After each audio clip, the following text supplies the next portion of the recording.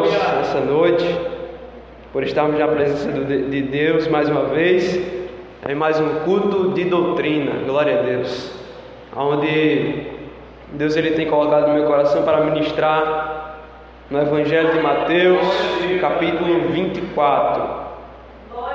O que o irmão João acabou de falar é a pregação da iminência do arrebatamento, ao qual, por isso que eu disse que eu sou um pouco polêmico quanto a isso, ao qual eu não acredito na iminência do arrebatamento.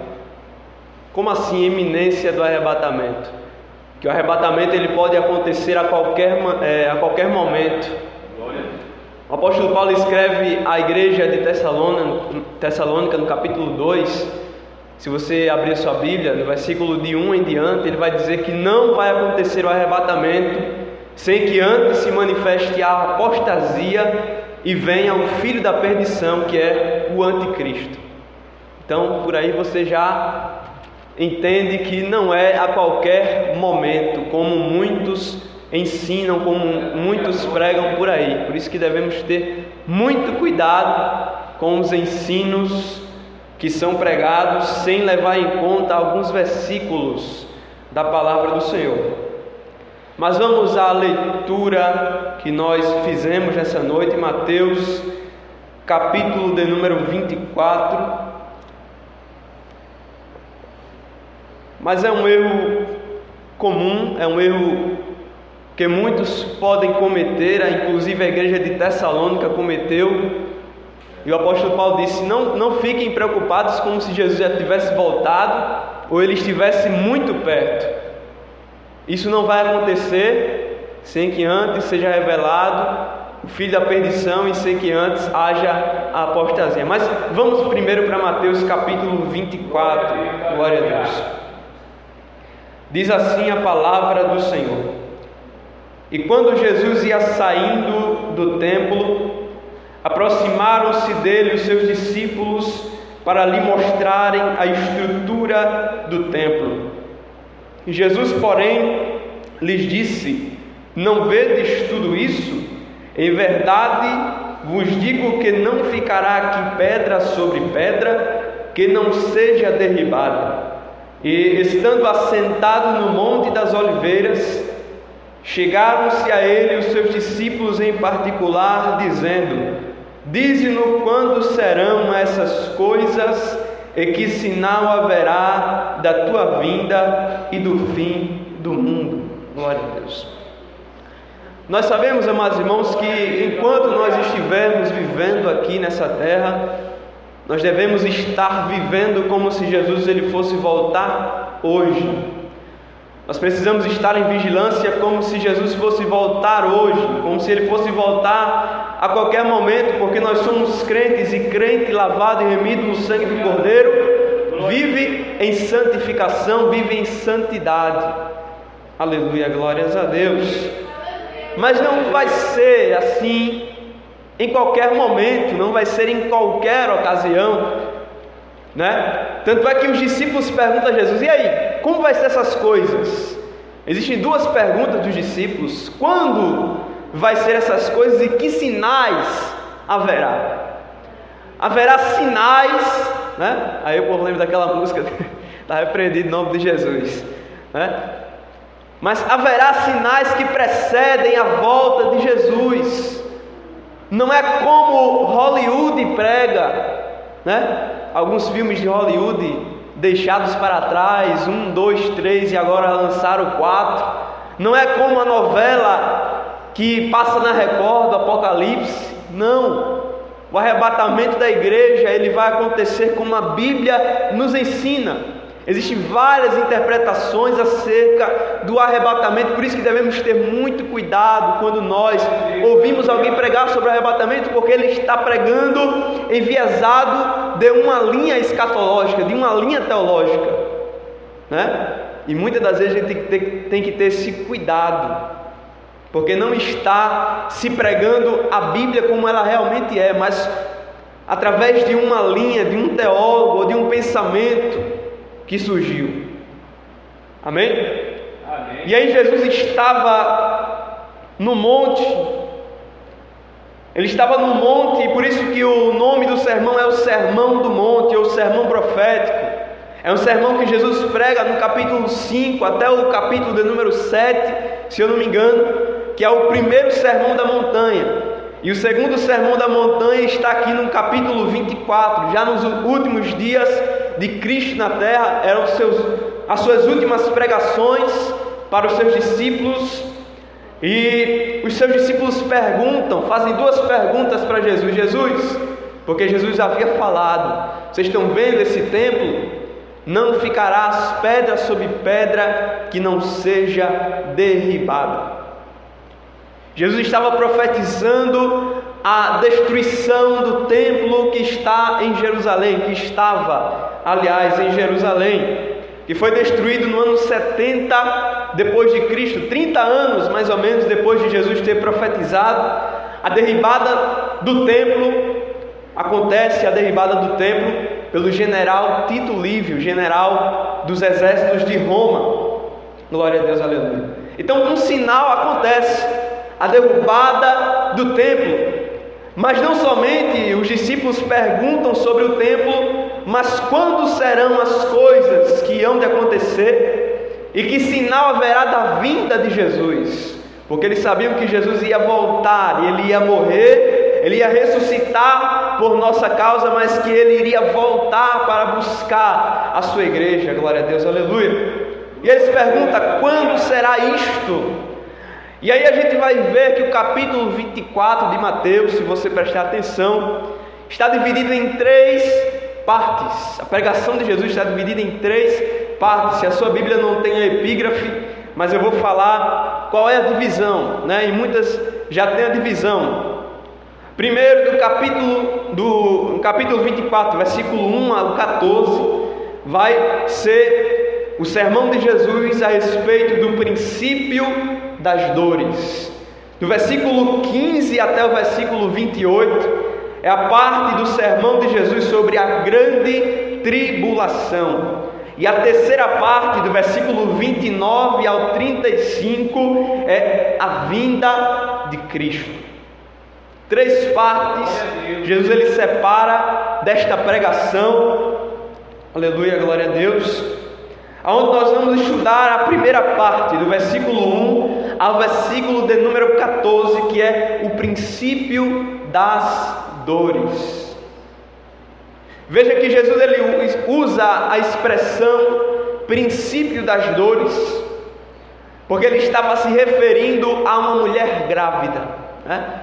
Quando a mulher está grávida, quando a mulher está para dar à luz, ela tem algumas contrações, ela sente algumas dores nas primeiras semanas, são 9 meses, né? Sente algumas dores nas primeiras semanas, algumas pontadas, alguns chutes do bebê. É um momento que está prestes a acontecer, o nascimento de um filho, de uma filha, está para acontecer. E Jesus usa essa expressão para se referir à sua vinda. Vai ter um período onde nós vamos sentir um pouco de dores. E não sou eu que estou falando isso, mas a própria Bíblia quem diz, o próprio Jesus quem diz. O princípio das dores é um momento que está descrito aqui nos primeiros versículos, onde nós vamos sofrer um pouco, onde nós vamos chorar um pouco, onde nós vamos ver terremotos, onde nós vamos ver guerras e rumores de guerras. E Jesus diz: ainda não é o fim, é apenas o princípio das dores. Então perceba que para ter um bebê não é a qualquer momento. Primeiro tem o princípio das dores. E aí, para que o bebê ele possa nascer, para que o bebê ele possa vir, a mulher passa por um período de muitas dores, que é a grande tribulação aqui no texto. Um período de muitas dores, a grande tribulação. E aí nasce o bebê, que é representado como a volta de Cristo, a volta do nosso Mestre, a volta do nosso Messias, que nós aguardamos tão ansiosos por esse dia, né? E nós esperamos todos os dias que Ele venha, e nós dizemos e nós cantamos, como a mocidade cantou nesta noite: Maranata, ora vem, Senhor Jesus. Quem tem ouvidos ouça o que o Espírito diz à igreja. Quem tem sede, diga vem. Quem tem fome, diga venha. né? Maranata, ora vem, Senhor Jesus. É o momento que a igreja aguarda desde os primórdios. É o momento que a igreja aguarda desde o início.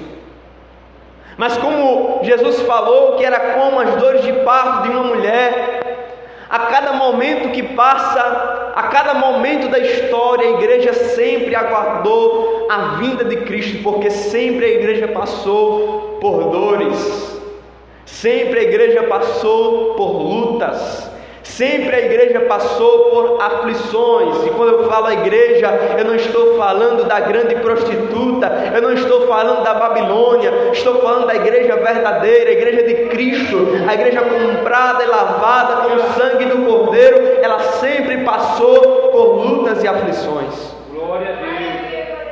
Se a gente for olhar para a história e aquele hino, né? Eu lembro daquele hino onde Jesus mora não há tristeza, onde Jesus mora não há dor, não há choro. E aqui nessa passagem a gente vê a igreja passando por dor, por choro, por tristeza.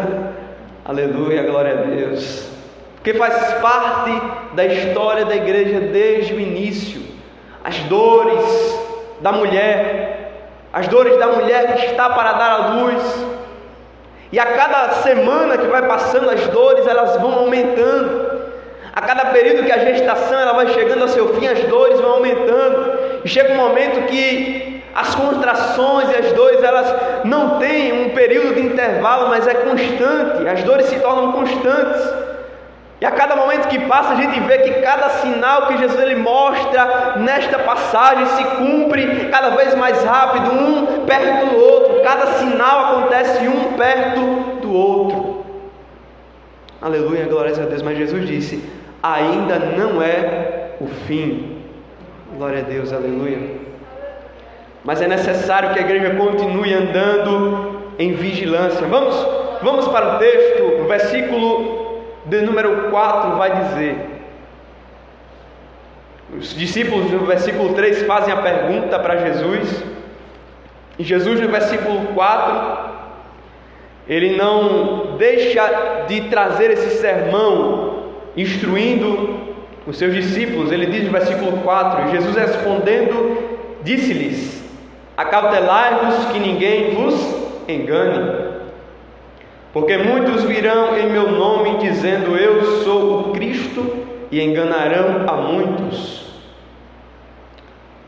Nós vamos ver que o período que nós estamos vivendo é um período onde essa profecia ela acontece de uma maneira extraordinária, de uma maneira muito maior do que nos nossos antepassados. Porque, como eu disse, as dores de parto elas iniciam desde o início da história da igreja. A igreja é perseguida, na igreja muitos apostatam da fé. Desde a época do apóstolo Paulo, o apóstolo Paulo alerta a igreja acerca dos apóstatas da fé.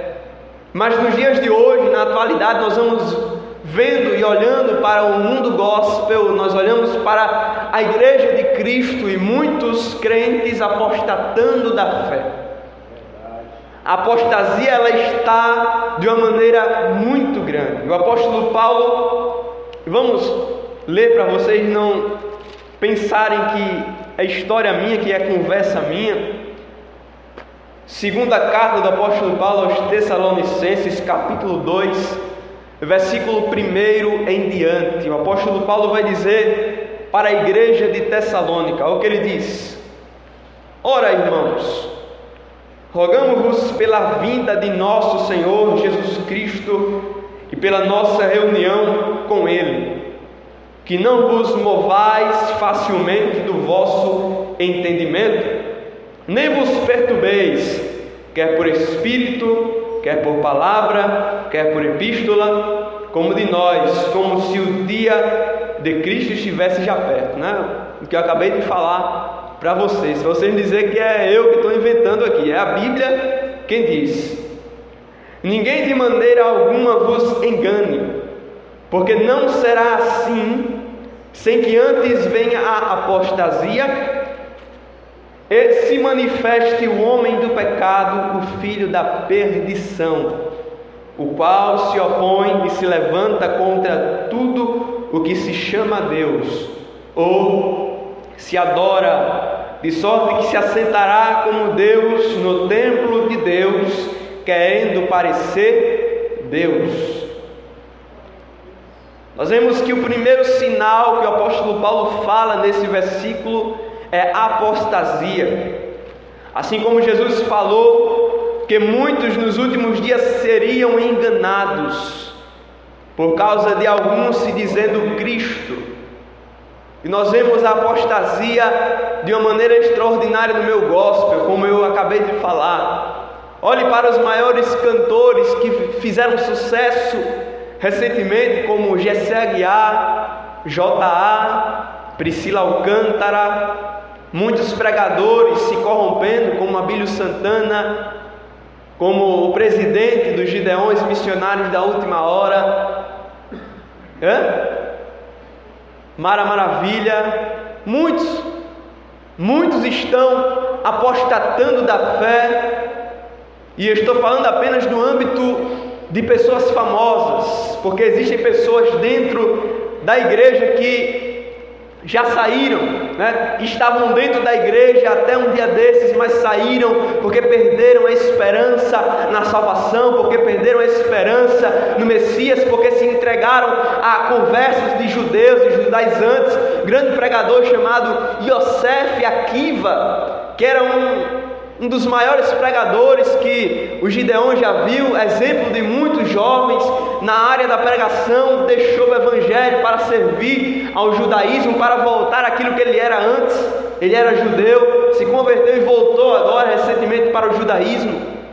Pessoas estão apostatando da fé, e apostasia é deixar, é naufragar na fé, é abandonar o evangelho. Aleluia, glórias a Deus. Mas eu dou graças a Deus pela vida de cada um que está aqui nessa noite, porque o versículo de número 14, Jesus diz, no versículo 13, mas aquele que perseverar até o fim será salvo. Aleluia, glória a Deus. Aqui tem um povo que persevera na fé, que persevera na presença de Cristo, que persevera independente de muitos que estejam se rendendo aos pés de um falso Messias, de um falso mestre, se rendendo à idolatria lá no mundo, mas nós perseveramos na presença de nosso Senhor e Salvador Jesus Cristo. Aleluia, glória a Deus. Graças a Deus pela vida de cada um que está aqui nessa noite, perseverando na fé, porque a vontade do diabo é que muitos venham se render ao mundo, que muitos venham abandonar a fé, que muitos venham naufragar na fé. E depois que abandona a fé é muito difícil de voltar. Sabia?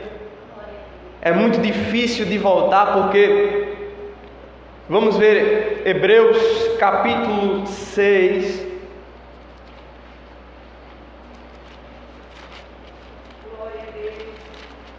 Hebreus capítulo 6, acredito que é o versículo de número 4 em diante. Deixa eu ver aqui. Hebreus capítulo 6, versículo 4 em diante.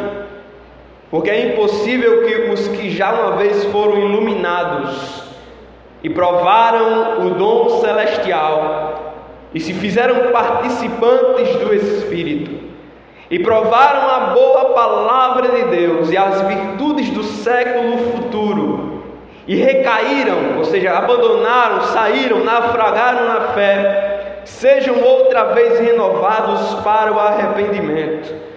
Pois assim, quanto a eles, de novo crucificaram o Filho de Deus e o expõem ao vitupério. Vocês entenderam? Praticamente o autor aos Hebreus está dizendo que é impossível, porque estão crucificando de novo Jesus, dizendo que Jesus não é um Salvador e que o mundo é muito melhor. A própria Priscila Alcântara diz isso em algumas entrevistas. Eu estava gastando meu tempo na igreja, eu estava perdendo meu tempo, eu estava sentindo só emoções, só sentimentos, mas agora eu estou vivendo de forma feliz de verdade. É o que muitos estão fazendo dentro da igreja, abandonando a fé, abandonando o Evangelho.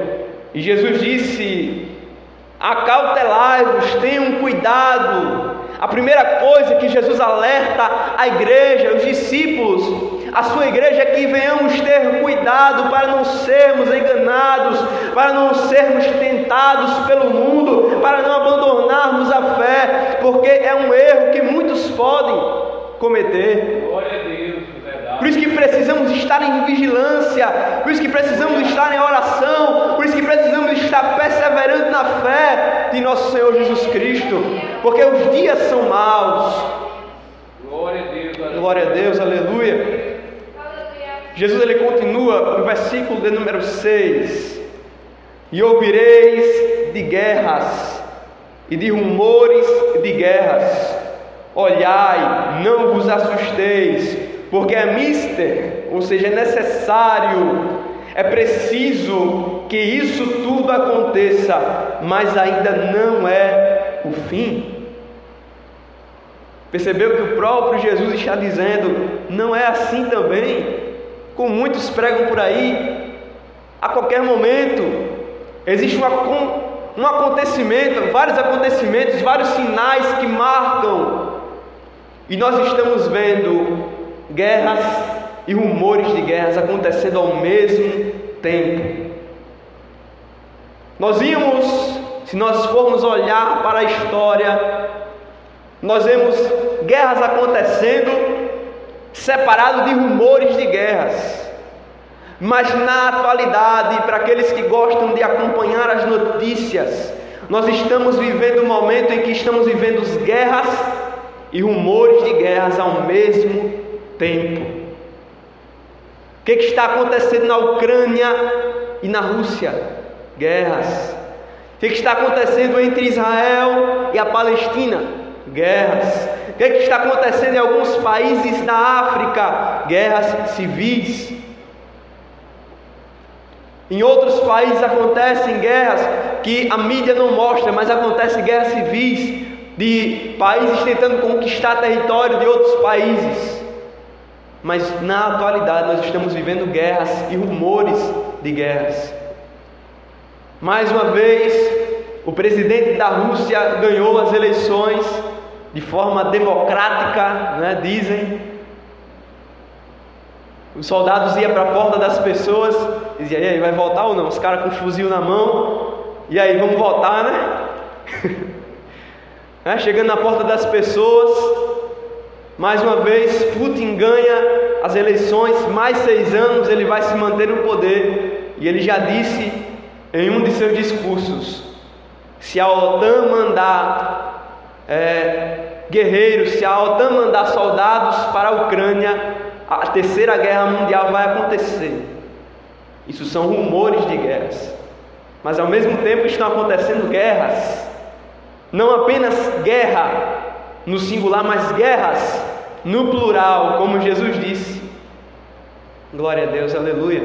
Eu não sei como tem gente que ainda não acredita em Jesus, porque este livro aqui, ele foi escrito, inspirado pelo Espírito Santo, e muitos não dão crédito a esta palavra.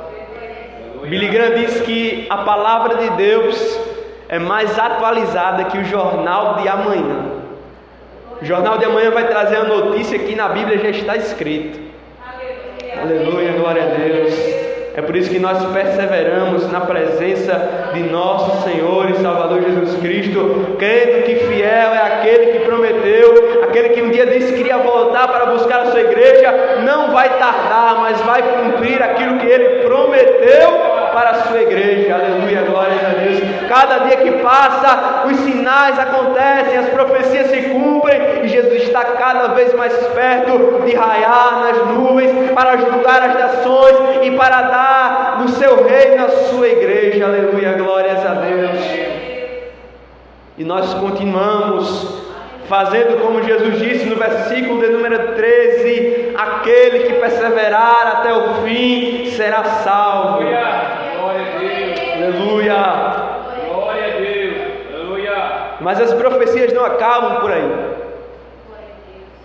Olha o que Jesus diz nos versículos seguintes, o versículo de número 7. E aí eu já vou ler até o 14 para a gente encerrar. Porquanto se levantará nação contra nação, e reino contra reino, e haverá fomes, pestes, terremotos em vários lugares. Jesus não disse em todos os lugares. Jesus disse em vários lugares. 8. Mas todas essas coisas são o princípio das dores. Jesus ele usa a expressão da mulher grávida. Então vos hão de entregar. Aqui é uma promessa para os discípulos, porque os discípulos que fazem a pergunta, Jesus ele responde para esses discípulos. Muitos dizem que esse texto é apenas para os judeus, mas cometem um erro muito grave, porque esse texto se refere à igreja do Senhor e a todo o mundo. Porque se o sermão da montanha fosse apenas para os judeus, então os textos acerca do divórcio, acerca da oração, a oração do Pai Nosso, acerca da oferta, acerca do dízimo, seria apenas para os judeus e não para a igreja. Mas esse texto é para a igreja de Cristo. Olha o que ele diz no versículo 9: então vos hão de entregar para serdes atormentados, e matar-vos-ão, e sereis odiados de todas as gentes por causa do meu nome. Nesse tempo muitos serão escandalizados e trair-se-ão uns aos outros, e uns aos outros se levantarão. Aliás, se aborrecerão, e surgirão muitos falsos profetas e enganarão a muitos.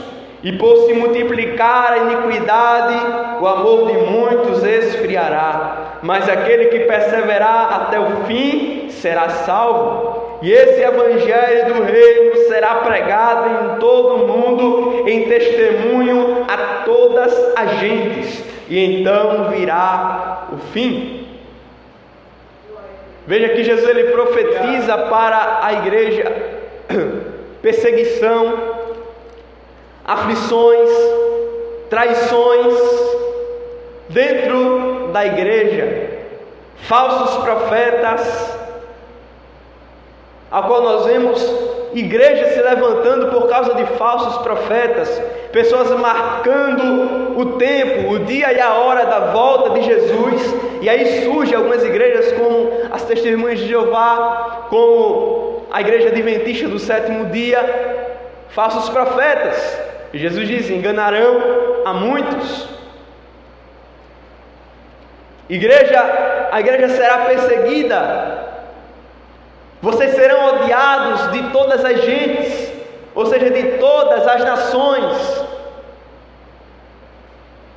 Vocês acham que o inimigo das universidades, da educação, o inimigo da política, o inimigo do governo, você acha que é a pobreza? Você acha que é a miséria, a fome? Não, é o cristianismo. Vá para a universidade, vá para a escola, para você ver. Aleluia. Veja alguns países, se o cristianismo é permitido, né? As empresas são permitidas, algumas religiões são permitidas, eles querem ganhar dinheiro, mas o cristianismo, se entrar, se tiver uma Bíblia na mão, em muitos países você morre. O cristianismo é o inimigo de muitos governos em muitos países. Aleluia, glórias a Deus. E nós estamos vivendo em um momento em que estamos sendo odiados por muitos. A pauta evangélica tem se tornado constante dentro do Congresso, dentro da política, acusando cristãos pentecostais, aliás, de estarem envolvidos com o tráfico de drogas e coisas afins. E Jesus disse: vocês vão ser odiados de todas as gentes. Aleluia, glórias a Deus. Será que estamos preparados para ser odiados por algumas pessoas? Em muitos lugares já não pode ser mais pregado o evangelho genuíno, o evangelho verdadeiro. Senão você é acusado, você é apedrejado, né? Todo mundo pode ter a sua liberdade de expressão, mas não podemos defender a nossa. A Bíblia diz que Deus é contra a homossexualidade, mas vai pregar isso lá fora para você ir preso? É a nossa Bíblia que diz, é o cristianismo que diz, é o cristianismo que defende, a nossa expressão, é a nossa fé, é a nossa regra. O cristianismo é contra o aborto, contra a legalização das drogas, e são as pautas que estão sendo colocadas para serem aprovadas. E como nós somos contra essas pautas, vocês vão ver a igreja começar a ser odiada. Dentro da escola, se você fizer a diferença, você vai ser odiado. Dentro da universidade, você vai ser odiado. No seu trabalho, você vai ser odiado. Aleluia, glória a Deus. São sinais que se cumprem na atualidade. Sempre aconteceram, mas são sinais que acontecem todos juntos hoje em dia. A igreja sempre passou por perseguições, mas hoje em dia tudo isso está acontecendo de uma maneira conjunta. O princípio das dores está acontecendo, o princípio das dores é real. E só para encerrar, nós estamos vivendo um momento, o único momento da história, em que o Evangelho ele pode ser pregado em todo canto da terra, em todos os 4 cantos da terra. Aí vão dizer, a terra é plana, né? Não, né? Está falando, né? Enfim, está falando de todos os cantos da terra. Como assim o Evangelho pode ser pregado em todo o canto da terra? Existem alguns lugares em que o exército não pode entrar porque é dominado por rebeldes, então não pode entrar missionário, né? Se a gente assistir, se vocês tiverem a oportunidade de assistir o filme O Som da Liberdade, vocês vão ver um exemplo muito claro de um rapaz tentando libertar uma menina em uma tribo de rebeldes na Colômbia.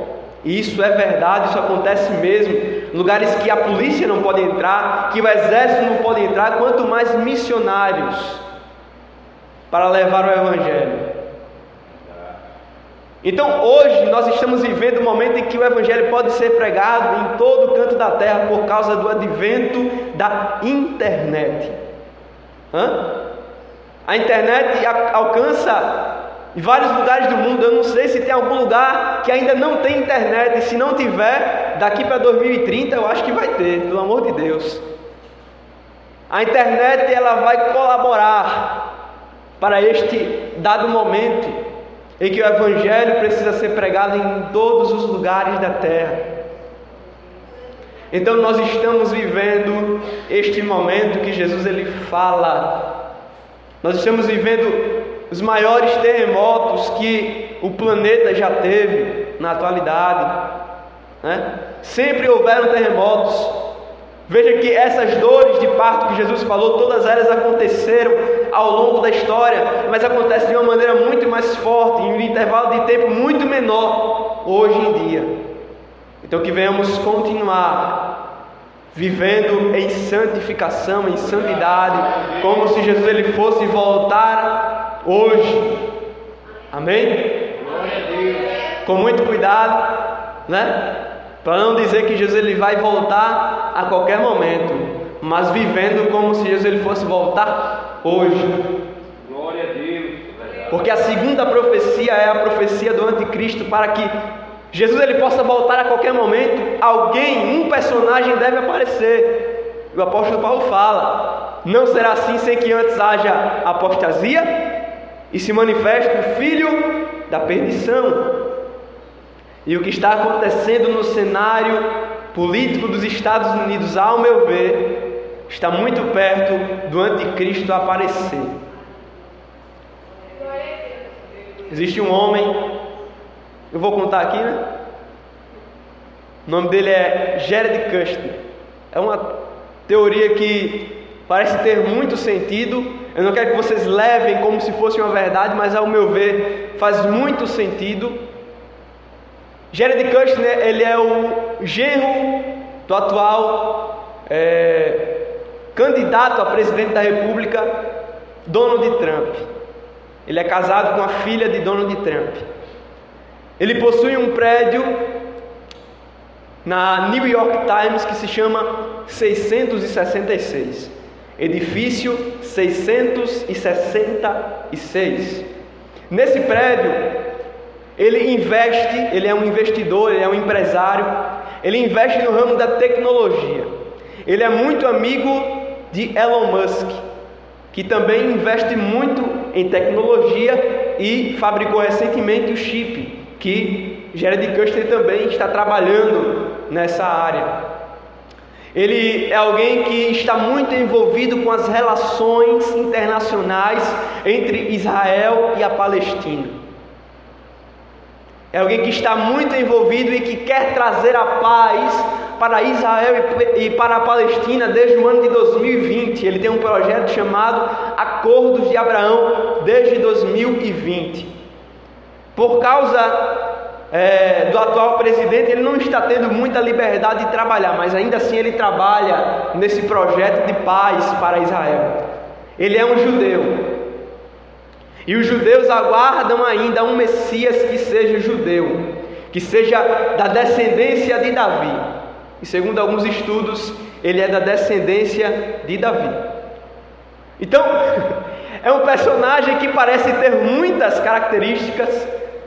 É um judeu que preza pela guarda da lei, pela guarda do sábado. Toda sexta-feira à noite ele desliga o celular, guarda o sábado, não quer saber de nada, como um bom judeu ortodoxo faz. Vai para a sinagoga, tem uma família tradicional, defende a família. E por causa disso muitos serão enganados. Muitos serão enganados. Perceba que a direita está dominando o mundo inteiro. Em Portugal já ganhou a direita, na Argentina ganhou a direita, em 2026 pode se preparar, a direita vai voltar, Lula vai sair. Esse ano, em novembro, Donald Trump vai ganhar, pode ver, as pesquisas já apontam. Então, é um período propício para os últimos dias da igreja na terra.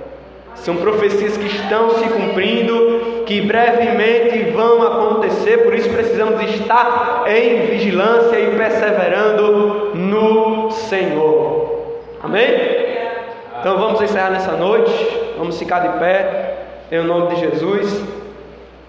Quando o assunto é volta de Cristo, eu amo falar a respeito.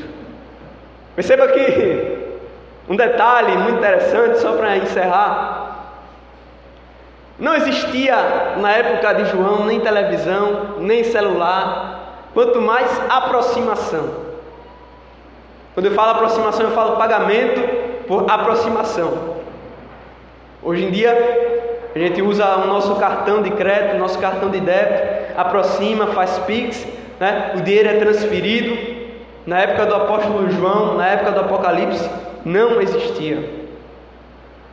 Mas o apóstolo João, ele já falava que seria colocado um sinal na mão direita ou na testa das pessoas.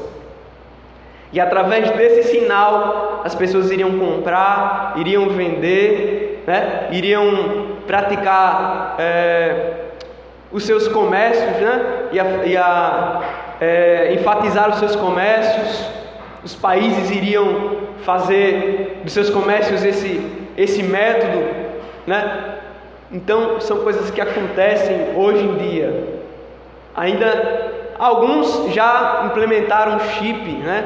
Alguns já usam chip por aí, mas algo que ainda não aconteceu no Brasil, que está prestes a acontecer, né? Dia desse estava dizendo para minha sogra: olha, está bem pertinho, viu? Aí disse: homem, isso aí vai demorar, isso aí vai demorar demais. Aí passou recentemente, né, no jornal, isso aí ganhou todos os jornais, a implementação do chip de Elon Musk, né, na cabeça de algumas pessoas com deficiência, né? Esse chip já é implementado também em alguns animais para a localização. Em algumas pessoas também já implementaram esse chip para usar como forma de pagamentos, né? Então, vemos, em nome de Jesus, estar atentos, em vigilância, em nome de Jesus, pois Jesus está voltando.